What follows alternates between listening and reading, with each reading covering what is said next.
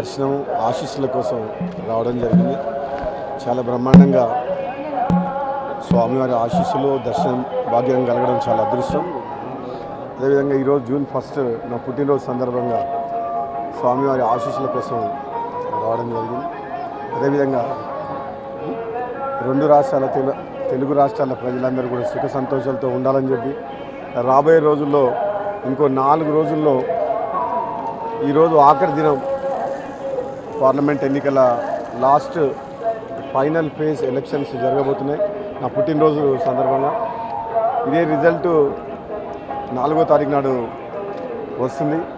దేశ ప్రజల యొక్క భవిష్యత్తుని నిర్ణయించే ఎన్నిక దేశ ప్రజలందరూ, ముఖ్యంగా ఆంధ్రప్రదేశ్ రాష్ట్ర ప్రజలు రెండవసారి ఇక్కడ వైఎస్ఆర్ ప్రభుత్వానికి ఓటేస్తారా, మార్పు కోరుకుంటారా అనేది ఎంతో ఉత్కంఠతోటి ఇక్కడ ఈ ఆంధ్రప్రదేశ్ రాష్ట్ర ప్రజలు కూడా ఇప్పటివరకు ఏ సర్వేలో కూడా ఎక్కడ కూడా బయట పడటం లేదు. మొట్టమొదటిసారి అనుకుంటా ప్రజల నాడి తెలవలేదు ఆంధ్రప్రదేశ్లో. తెలంగాణలో బహుశా బీజేపీ కాంగ్రెస్ మధ్యన హోరాహోరీ జరిగింది. అక్కడ బీఆర్ఎస్ పార్టీ పూర్తిగా విఫలమవడం వల్ల బీజేపీ కాంగ్రెస్ మధ్యన హోరాహోరీ జరిగి సగం సీట్లు 2 సీట్లు కాంగ్రెస్ పార్టీ ఎక్కువ గెలుచుకునే అవకాశం ఉంది.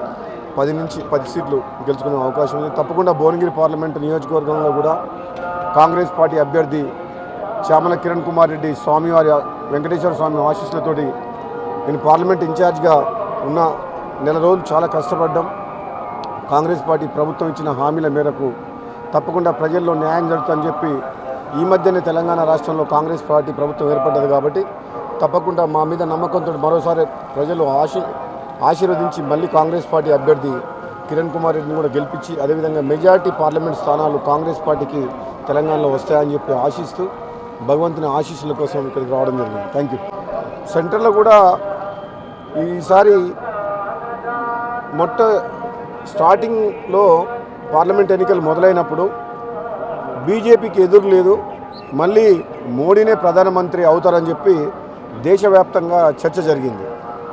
కానీ రాను రాను అది నార్త్ ఇండియా మరియు western part of the country, Maharashtra కావచ్చు, ఇతర రాష్ట్రాల్లో యూపీతో సహా కాంగ్రెస్ పార్టీ మరియు ఇండియా కూటమి బలంగా పుంజుకుంది. కాబట్టి ఈసారి అంత ఈజీగా బీజేపీ పార్టీకి ఉండదు. రాబోయే రోజుల్లో 4వ తారీఖు నాడు ప్రజలు ఇచ్చిన తీర్పు తప్పకుండా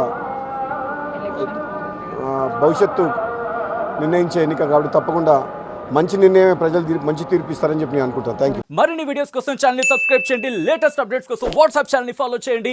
అండ్ లింక్ డిస్క్రిప్షన్ లో ఉంది.